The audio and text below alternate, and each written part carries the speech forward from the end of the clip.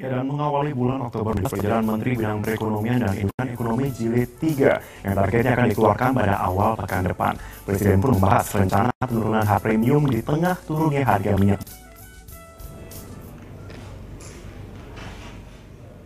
Rapat terbatas yang digelar di kantor Presiden Kamis kemarin turut dihadiri Menteri Bidang Perekonomian dan Industri, termasuk Direktur Utama Pertamina, Kepala Staf Kepresidenan, dan Sekretaris Kabinet.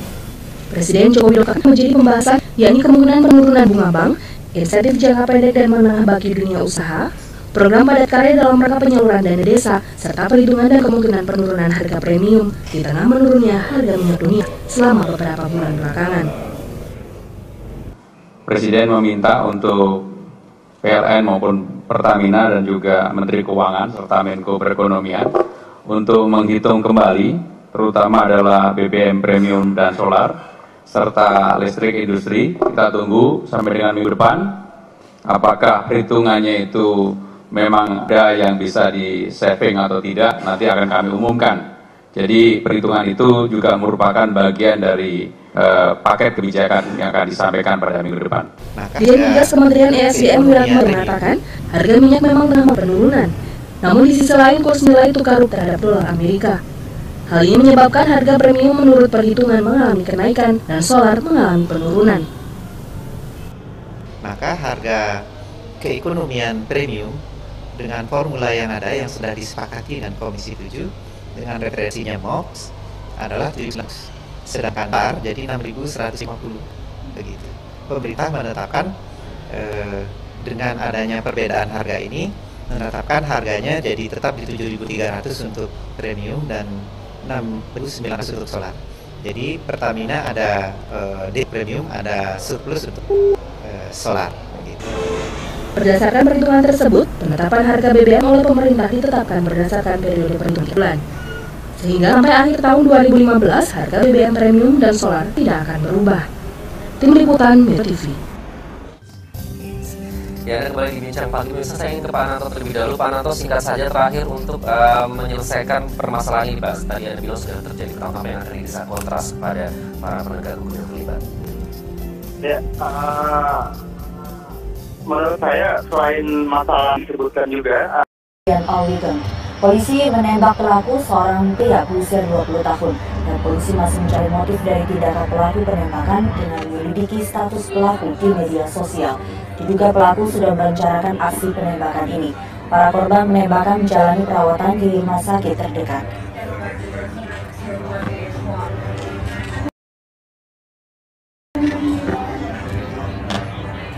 Presiden Barack Obama menyesali terjadinya lagi penembakan massal di negaranya. Obama pernah meluncurkan program pengurangan dan pengendalian senjata, namun dapat keras. Dengan kejadian kembali menegaskan pentingnya pengendalian senjata. Because of our inaction. Simple choice that we make to allow this to happen every few months in America.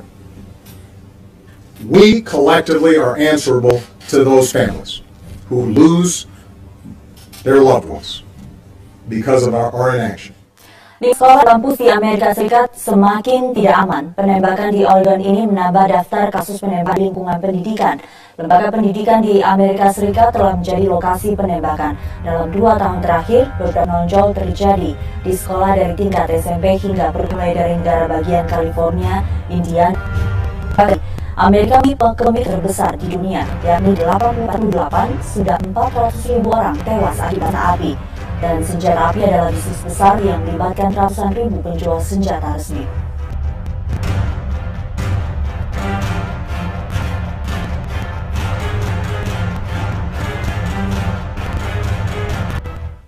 Kita Oktober lalu, di mana ada pandangan dari para elit politik, tokoh masyarakat dan juga agamawan yang menegaskan negara punya tanggung jawab besar mendorong aktualisasi Pancasila dalam kehidupan berbangsa. Ya, di sini juga dituangkan bahwa nilai Pancasila telah tergerogoti lantaran muncul sejumlah kasus seperti kesenjangan sosial, korupsi, radikalisme, dan juga intoleransi. Dan menurut pengajar Sekolah Tinggi Filsafat Diyarkara, Frans Magni Suseno, dan juga saat ini sejumlah tokoh lainnya juga memandang bahwa Pancasila belum benar-benar dipahami lantaran banyak kasus kekerasan yang terjadi sehingga intoleransi justru nampak. Dan diharapkan di Hari Kesaktian Pancasila kemarin itu Marvin, jangan sekedar upacara saja ya, namun juga harus ada upaya yang sungguh-sungguh untuk dapat merevitalisasi nilai-nilai Pancasila seperti kebijakan pemerintah terkait kesejahteraan ekonomi agar bisa diaplikasikan rakyat Indonesia. Dan kalau lihat 5 sila dalam Pancasila juga misalnya sekarang ketuhanan yang Maha Esa, tapi kok ya banyak gitu kan pembakaran dadah dari beberapa agama di Indonesia, kemudian kemanusiaan yang sering juga banyak peristiwa bahwa ibu bunuh anak, anak bunuh ibu, orang tua, tetangga semuanya, dan persatuan banyak kerusuhan dan juga cekcok di sidang DPR misalnya, dan kerakyatan kemarin juga banyak yang mundur waktu pilkada serentak, umum juga pemilihan pendaftaran calon-calon yang hingga kemudian menyebabkan calon tunggal pun kemudian ada di pilkada saat ini masih ada nilai-nilai yang belum sepenuhnya memang diimplementasikan dan juga diaktualisasikan oleh keluarga kita. Tapi kita harus tetap optimis ya. Kita tidak boleh tergerus atau terbawa dengan arus yang pesimis atau tidak menghargai dan tidak menjunjung tinggi nilai-nilai Pancasila itu. Oke, sebagai anak muda kita juga harus bisa mengaplikasikan nilai-nilai tersebut ya. Seperti katanya tadi Pak Frans Magnus Suseno juga mengatakan kalau nilai itu harus diaplikasikan tidak hanya secara seremonial saja. Dan terkait dengan hal tersebut juga ini menjadi headline juga untuk koran Tempo. Tapi di sini juga mengangkat headline pembunuhan aktivis tambang yang terjadi beberapa waktu yang lalu, di mana Komnas HAM memastikan adanya pelanggaran HAM di sini. Ya, ini yang menjadi salah satu komisionernya, Siti Nurwaila, memastikan telah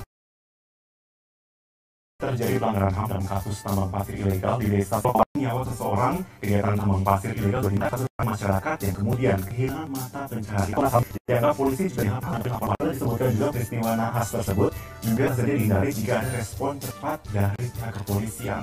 Namun di sini pihak kepolisian juga sudah memberikan bantahannya. Di sini mengatakan kalau tudingan Komnas HAM tersebut kurang bantahan tersebut dengan memberi pelapor maupun juga terlapor untuk membantu penyelidikan, tentunya ada tuntas dan juga bisa disampaikan di sini. Ya, sangat itu bagian terkini dari peristiwa pembunuhan aktivis penganiayaan dan kami akan cari informasi juga pihak kepolisian akan mengutuk kekerasan yang menewaskan seorang aktivis. Bahkan pemerintah melalui Kementerian Agraria dan Tata Ruang menegaskan akan membagi aktivitas di pertambangan ilegal. Ruang dari Musilan Baldan menyatakan akan menghentikan penambangan ilegal yang berbuntut kekerasan dan menewaskan seorang aktivis di Lumajang, Jawa Timur. Ferry menjelaskan penambangan liar itu menjadi akar permasalahan yang menyebabkan tindak kekerasan. Selain pihak kepolisian, pemerintah menyatakan akan mencabut izin tambang tersebut. Lumajang yang pertama kali tindakan penanganan polisi itu bagian yang memang harus berakhir, tapi tidak boleh di situ. Yang berikutnya keduanya adalah menghentikan proses penggalian. Sementara korban kekerasan lainnya Tosan hingga kini masih dirawat di Rumah Sakit Dr. Malang, Jawa Timur. Polres Lumajang menurunkan jumlah personel sabara berseragam dan bersenjata lengkap untuk menjaga ruang rawat. Hingga saat ini kondisi Tosan mulai membaik dan dalam proses pemulihan usai operasi. Tim dokter menganjurkan Tosan menjalani rawat inap selama sepekan ke depan. Tim Liputan Metro TV. Ya, dan mengawali bulan Oktober 2015, kedua peserta jajaran Menteri Perekonomian dan Industri menggelar rapat terbatas membahas perumusan paket kebijakan ekonomi jilid 3 yang targetnya akan dikeluarkan pada awal dan pun membahas rencana penurunan harga premium di tengah turunnya harga minyak dunia.